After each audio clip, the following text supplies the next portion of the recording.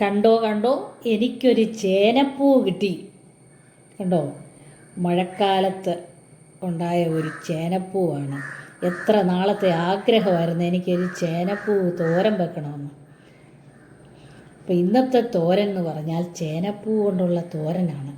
ഇതൊരു 2 ദിവസം കഴിഞ്ഞാൽ ഇത് അളിഞ്ഞു പോയേനെ, ചീഞ്ഞളിഞ്ഞു പോയേനെ. ഞാൻ നേരത്തെയൊക്കെ ഈ പൂവാണെങ്കിൽ ചവിട്ടി കളയുമായിരുന്നു. എനിക്കറിയത്തില്ലായിരുന്നു ഇത് കറി വെക്കാനുള്ളതാണെന്ന്. അപ്പോൾ നമുക്കിനി വീഡിയോയിലോട്ട് പോകാം. കറി വെക്കുന്ന എങ്ങനെയാണെന്ന് കാണാം. അപ്പോൾ ചേനപ്പൂവ് നമുക്ക് തോരൻ വെക്കാൻ തുടങ്ങാം. നല്ല മഴയാണ് ഇവിടെ. കോട്ടയത്ത് മേഘവിസ്ഫോടനം എന്നാണ് പറഞ്ഞത്. അത് ഭയങ്കര മഴ.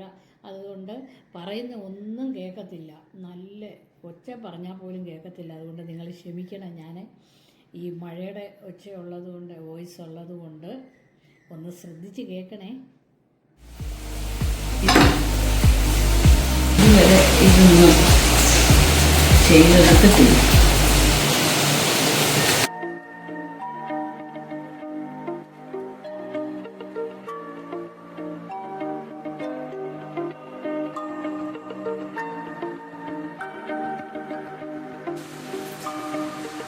ദിവസമൂടെ കഴിഞ്ഞാൽ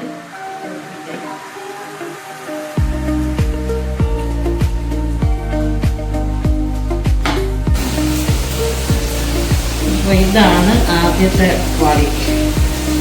എത്ര മനോഹരമായിരിക്കും ഈശ്വരൻ്റെ ഓരോ കരവീസുകൾ. അതൊരു പാർട്സ്. ഇനി 1, 2, 3.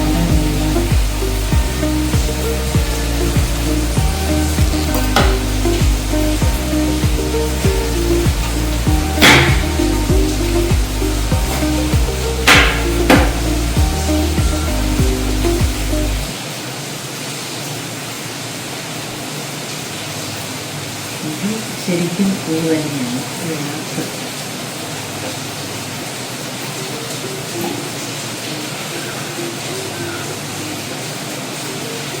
എനിക്ക് ചേന എടുക്കുമ്പോൾ ചോദിച്ചില്ല, പക്ഷെ ഇതിന് ഒന്നുമില്ല.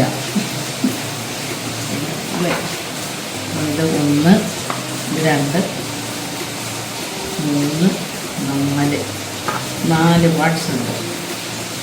പിന്നെ ഇത് ചെറുതായിട്ട് അരിയണം. അപ്പോൾ നമുക്കിനി അരിയാൻ തുടങ്ങാം.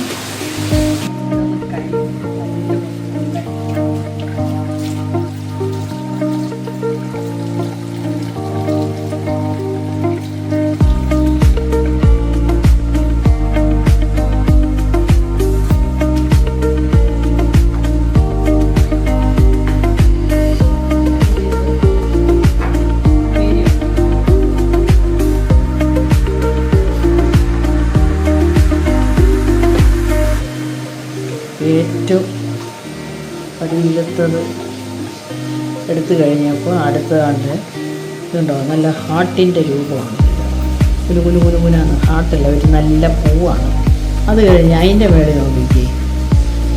അടുത്തത് അതിൻ്റെ അതിൻ്റെ മേളിലാണ് നമ്മുടെ വയലറ്റ് കളറിലെ പൂവ്. ഇത് വേണേൽ നമുക്ക് എണ്ണയെ വറുത്തെടുക്കാം. ഇച്ചിരി ഉപ്പും മുളകും മഞ്ഞളും എല്ലാം പറ്റി.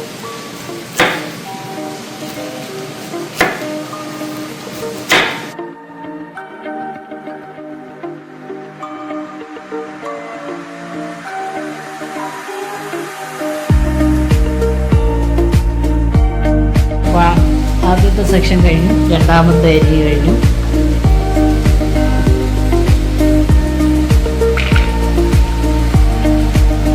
നമുക്ക് അടുത്ത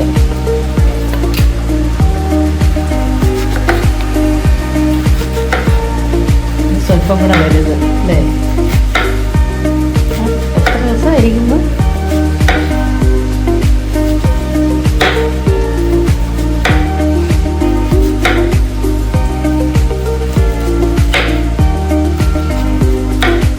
മൂന്നാമത്തതും നമ്മൾ അരിഞ്ഞു കഴിഞ്ഞു. അത് ഒന്നിച്ചിട്ട്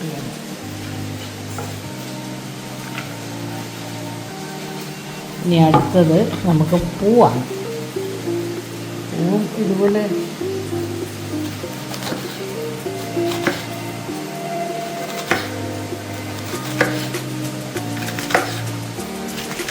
എല്ലാത്തിനും സ്വല്പം കട്ടിയുണ്ട്. നല്ലപോലെ വേകണം. ഇത് ഒരു 10-20 മിനിറ്റ് വേകണം നന്നായിട്ട്.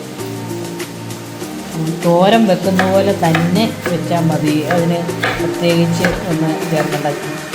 അത് തേങ്ങയും ചുമന്നുള്ളി ഇച്ചിരി കൂടുതലുണ്ട്, അത്രയും നല്ല. ചുമന്നുള്ളിയും പച്ചമുളകും ഉപ്പും കറിവേപ്പിലയും കൂടെ ഇട്ടങ്ങ് വയ്ക്കാൻ മതി. എണ്ണ താളിച്ച് ചേർക്കുക. ആദ്യം തന്നെ ഈ പാത്രത്തിലോട്ട് 10 മിനിറ്റ് ഒന്ന് വേവിച്ചെടുക്കണം. അതായത് മഞ്ഞൾപ്പൊടിയും സ്വല്പം ഉപ്പും കൂടെ ചേർത്തിട്ട് മഞ്ഞൾപ്പൊടി ഇടും. അപ്പോൾ നമുക്ക് അതിനകത്ത് സ്വല്പം വെള്ളം ഒഴിച്ചു കൊടുക്കാം.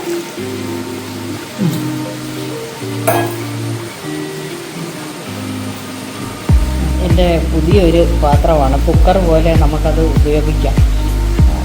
അഹമ്മദാബാദ് അനിയത്തിയുടെ വീട്ടിൽ പോയപ്പോൾ ഞാൻ വാങ്ങിച്ചതാണ്. ഒരു സ്വല്പം ഉപ്പും കൂടെ ഇട്ടേക്കാം. പിന്നീട് നമുക്ക് ചേർത്താൽ മതി. ഒരു ഇച്ചിരി വെള്ളത്തിൽ വേവിച്ചെടുക്കണം.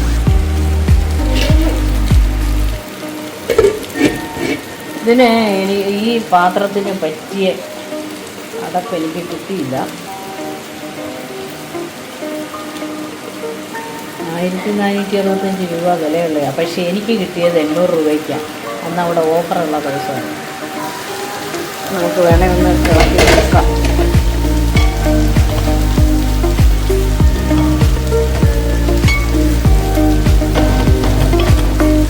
നല്ല വേവുള്ളതാണ്.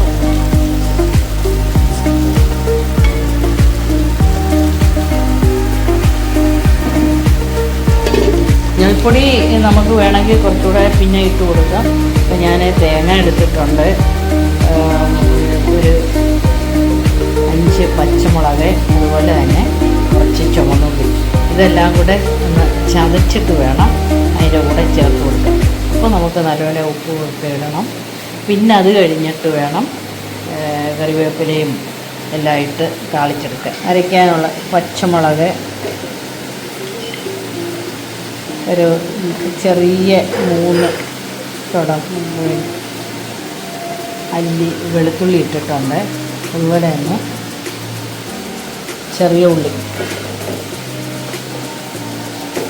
ഇച്ചിരി കൂടുതൽ ഇടുന്നാലും കുഴപ്പമൊന്നുമില്ല. തേങ്ങ, ഇതെല്ലാം കൂടെ ഒന്ന് ചതച്ചെടുത്താൽ മതി. നല്ലപോലെ വെന്തിട്ടുണ്ട്. ഇനി നമുക്ക് അരച്ച് വെച്ചിരിക്കുന്ന അരപ്പുകളെല്ലാം കൂടെ നമുക്ക് ചേർത്ത്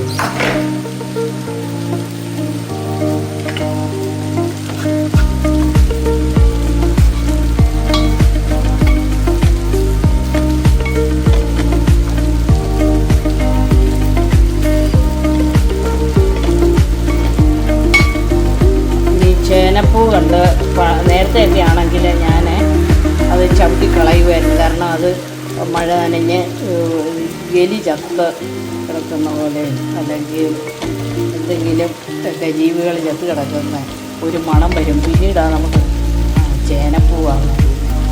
ഇനി നമുക്ക് ആവശ്യത്തിന് കൊണ്ടുവന്ന് നോക്കണം. കരിയാപ്പിലയും കറിവേപ്പിലയും കൊടുക്കും. അപ്പോൾ ഇത് നന്നായിട്ട് വെന്തിട്ടുണ്ട്.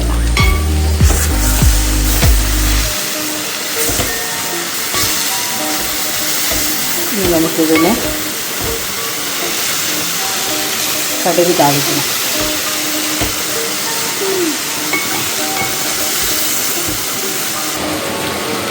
ഇതൊരു സ്വല്പം ഉപ്പൂടെ ഇട്ട് കൊടുക്കാം.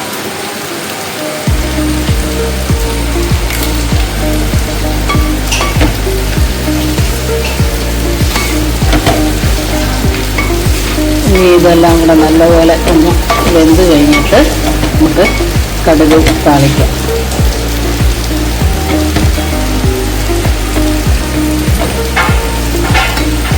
ഇന്ന് ഈ 2 പാത്രത്തിൻ്റെ ഉദ്ഘാടനമായിരുന്നു. ഇതും അഹമ്മദാബാദിൽ നിന്ന് മേടിച്ചതാണ്. അന്ന് എനിക്കൊരു ഓഫറിന് കിട്ടിയതായിരുന്നു.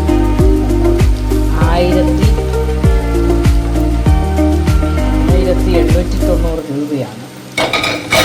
ശരിക്കും അതിൻ്റെ വില ഇവിടെ എഴുതിയിട്ടുണ്ട് 750 രൂപയ്ക്ക് എനിക്ക്. അപ്പോൾ നമുക്കിനി കടുക് താളിക്കാൻ വേണ്ടിയാണ്. ചേനപ്പൂത്തോരൻ വെക്കാൻ വേണ്ടിയിട്ടാണ് ഈ 2 പാത്രങ്ങളും ഞാനിന്ന് ഉപയോഗിക്കുന്നത്. കുറച്ച് നാളായിട്ട് ഇങ്ങനെ സൂക്ഷിച്ച് വെച്ചിരിക്കുകയായിരുന്നു. നമുക്ക് കുറച്ച് എണ്ണ ഒഴിച്ചു കൊടുക്കാം.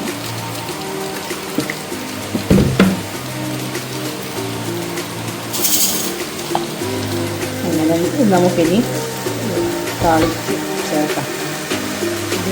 ഇതിനകത്ത് ധാരാളം കാർബോഹൈഡ്രേറ്റും വിറ്റാമിനും പോളി ആക്സിഡും എല്ലാം ഉണ്ട്.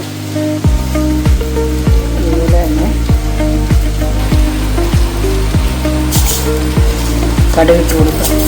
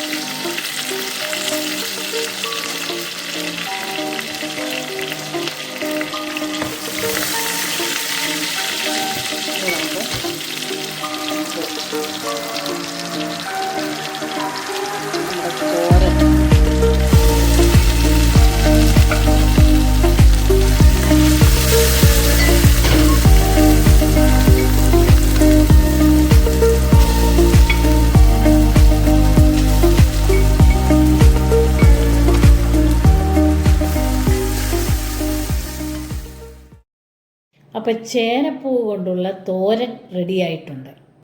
അപ്പോൾ നിങ്ങൾക്ക് എല്ലാവർക്കും ഈ വീഡിയോ ഇഷ്ടപ്പെട്ടെന്ന് കരുതുന്നു. നിങ്ങൾ എൻ്റെ ഈ വീഡിയോ കണ്ട് ഇഷ്ടപ്പെട്ടെങ്കിൽ നിങ്ങളൊന്ന് ലൈക്ക് ചെയ്യുക, ഒന്ന് സബ്സ്ക്രൈബ് ചെയ്യുക. അപ്പം നമുക്ക് അടുത്ത വീഡിയോയിൽ കാണാം.